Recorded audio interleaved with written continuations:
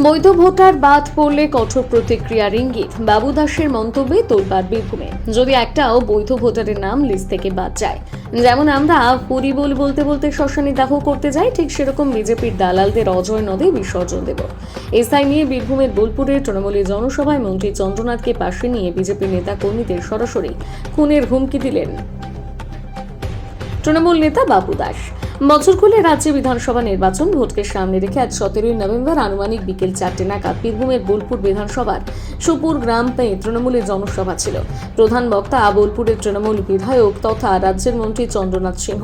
সেখানে উপস্থিত ছিলেন বোলপুর ব্লকের তৃণমূল সহ সভাপতি এবং 3টি অঞ্চলের তৃণমূলের পর্যবেক্ষক বাবু দাস। ভরা জনসভায় সকলেই বক্তব্য রাখেন। তৃণমূল নেতা বাবু দাস এদিন বক্তব্য রাখতে গিয়ে কার্যত বিজেপি নেতাকর্মীদের খুনের হুমকি দেন। বাবু দাস সেদিন বক্তব্য রাখতে গিয়ে কি বলেছেন আপনাদের সামনে তুলে ধরছি একবার।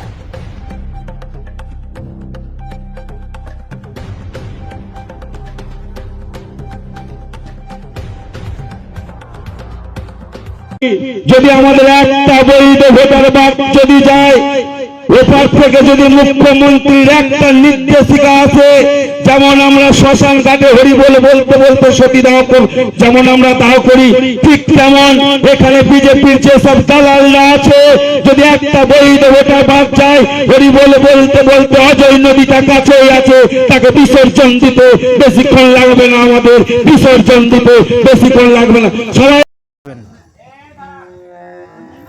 দেখুন, একটা কথা আছে না, পিপিলিকার পাখা হয় মরিবার তরে।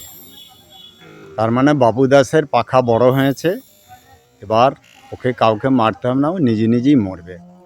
বাবু দাসের আগে কি ক্ষমতা ছিল, আগে কি দলে তার জায়গা ছিল, আর এখন কি জায়গা বোলপুরের মানুষ জানে, আর ও নিজেও জানে। অতএব ওর ক্ষমতার বাইরে ও কথা বলে ভাবছে আমি তৃণমূলের আবার সেই আগের মতো যেই জায়গায় ছিলাম সেই জায়গা পাবো।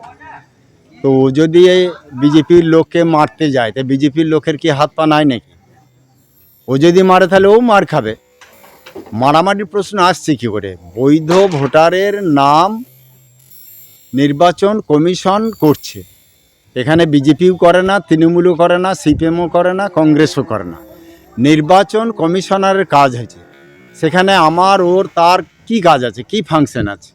বৈধ ভোটারের নাম রাখার জন্যই এসআইআর। ও একটা মূর্খ লোক, এই জন্য এই কথা বলছে। বৈধ ভোটারের নাম যাতে বাদ না যায় এবং অবৈধ ভোটার যাতে না থাকে, তার জন্য এসআইআর। তাহলে সেখানে কেন কথা আসছে যে বৈধ ভোটার থাকবে না? বৈধ ভোটার রাখার লেগেই তো এসআইআর। অতএব ও বিজেপিকে বলছে যে বলো হরি বলো করে, যেমন শ্মশান নিয়ে যায়, ও নাকি অজয়ের জলে ভাসিয়ে দেবে। ও কোথায় থাকবে? ওর কি ঘাড়ে 10টা মাথা আছে? না, ওর শরীরে মা ভগবতীর মতো 10টা হাত আছে? কোনটা আছে? অতএব ওসব চলবে না। ওই বাহাদুরি অনেক মানুষ দেখেছে, আর মানুষ দেখবে না। আর ও যদি বেশি বাড়াবাড়ি করে, তাহলে ওর ফল ও নিজেই ভোগ করবে, আমাদেরকে কিছু করার দরকার নেই। পাবলিকে ওকে ঠিক করে দেবে। এই নির্বাচনের আগে এই ধরনের একটা মন্তব্য কিভাবে দেখছেন, বা কোথাও অভিযোগ করবেন নাকি? ওই তো বিহারে বিরোধীরা সব জোট বেঁধে এইরকমই করছিল। তো বিরোধীরা ওখানে পিকে বলছিল আমি যদি 25টা সিট না পাই তাহলে রাজনীতি ছেড়ে দেবো, আজ তো 0। তো সেরকম বিরোধীরা অনেক কথা বলেছিল, কিন্তু রেজাল্ট কি বলল? অতএব এখানে ওরা ওই হম্বি তম্বি যা বলবে বলুক, নির্বাচনে তৃণমূলের বিসর্জন হবে, তার জন্য ওরা প্রস্তুত থাকুক। আর অজয় নদীতে আমাদেরকে ভাসা দেবে না, ওরা নিজে নিজেই পাবলিক ওদিকে ভাসিয়ে দেবে, তার জন্য ওরা প্রস্তুতি নেয়।